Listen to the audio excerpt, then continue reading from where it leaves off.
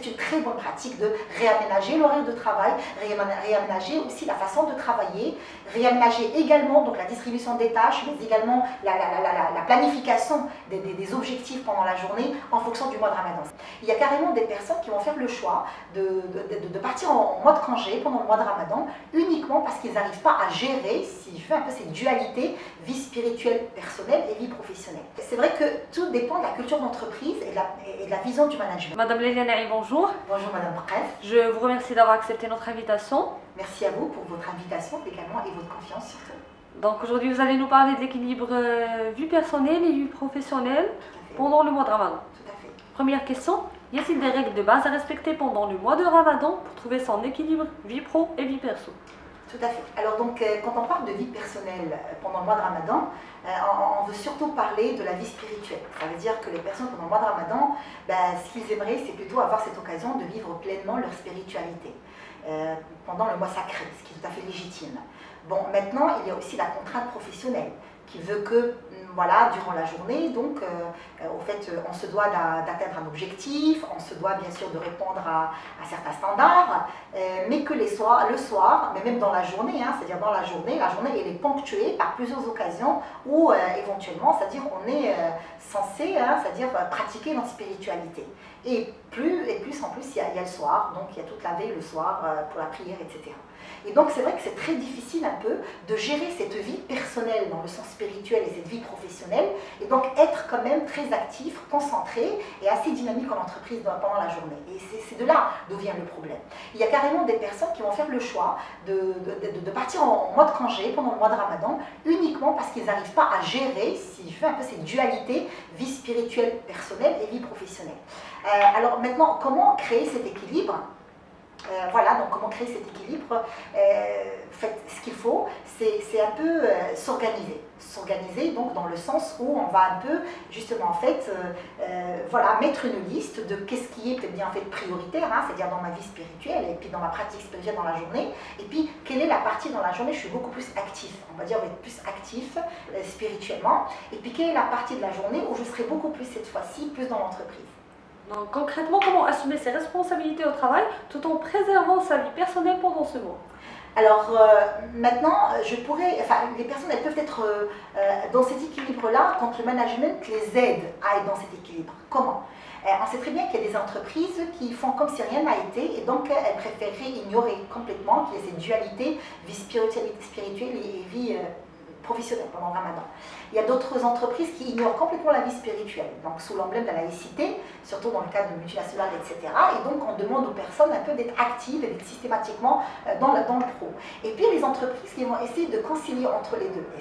Et ces entreprises-là, elles vont être beaucoup plus indulgentes, beaucoup plus laxistes, elles vont comprendre finalement ce besoin spirituel chez les collaborateurs. Et donc pendant la journée, comme j'ai dit, pendant la matinée, peut-être bien en fait, ça va être du travail, on va être plus exigeant par rapport aux objectifs, par rapport aux réalisations, aux tâches, etc. qu'on a à réaliser dans la journée. Et pendant l'après-midi, peut-être bien en fait, ces entreprises-là, elles vont être tolérantes par rapport peut-être bien en fait aux heures de la prière, les personnes qui vont avoir plus de temps peut-être bien en fait à faire leur prière, les personnes qui vont sortir, quitter pour aller à la mosquée, et donc ils vont prendre le temps de faire leur prière à la mosquée, le temps de revenir, et dans les entreprises qui vont être plus ou moins compréhensives l'après-midi par rapport à tout cela. Hein. Voilà, donc c'est vrai que tout dépend de la culture d'entreprise et de la vision du management. Voilà. Mais c'est vrai que si on tombe sur une entreprise qui est complètement consciente finalement de la présence de ces deux vies pendant le mois de Ramadan et qui va essayer de mettre en place un management adapté à cette occasion-là, donc elle va avoir la chance d'optimiser, on va dire, la productivité et puis surtout, finalement, c'est-à-dire de garder des collaborateurs qui arriveraient à être à la fois impliqués dans la vie professionnelle, mais également impliqués dans leur vie spirituelle pendant le mois sacré. Quelles sont les bonnes pratiques? Alors les bonnes pratiques, c'est un peu en fait, les entreprises qui, pendant l'année déjà, elles ont fait en sorte finalement de se préparer pour le mois de Ramadan. Et donc les entreprises qui carrément dans l'enceinte des locaux, elles vont penser peut-être bien en fait à mettre un lieu de la prière complètement dans le local, dans l'entreprise. Ça va faire que peut-être bien en fait les personnes ne vont pas quitter l'entreprise pour aller à la mosquée à l'extérieur, donc ça va se faire carrément dans les locaux.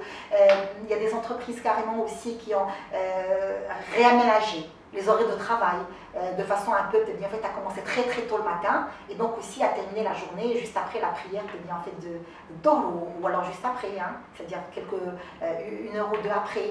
Donc il y a des réaménagements qui vont se faire dans le mois de Ramadan et franchement c'est une très bonne pratique de réaménager l'horaire de travail, réaménager aussi la façon de travailler, réaménager également donc la distribution des tâches mais également la planification des objectifs pendant la journée en fonction du mois de Ramadan. C'est uniquement de cette façon-là que l'on pourrait être sur une organisation optimale, mais également surtout une productivité optimale.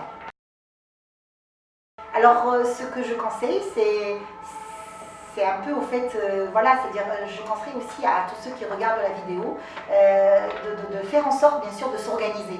C'est une question d'organisation, pas plus. Voilà. Donc, je peux absolument être sur un équilibre, une conciliation entre la vie spirituelle et la vie professionnelle pendant le mois de Ramadan. Il suffit uniquement de s'organiser de façon à ce que, peut-être bien en fait, le soir, être sur les pratiques spirituelles, mais également être exigeant par rapport aux heures de sommeil. C'est très important. Et comme ça, peut-être bien fait dans l'entreprise, voilà, donc quand le matin je suis dans l'entreprise, je suis plutôt actif, je suis plutôt concentré et j'arrive à atteindre les objectifs, peut-être bien que je suis censée atteindre pendant une journée, j'arrive à les atteindre dans un timing qui est assez court et je suis beaucoup plus opérationnelle pendant, peut-être bien en fait, la première moitié de la journée. Et que le soir ou alors l'après-midi, je suis beaucoup plus sur mes activités spirituelles, pourquoi pas.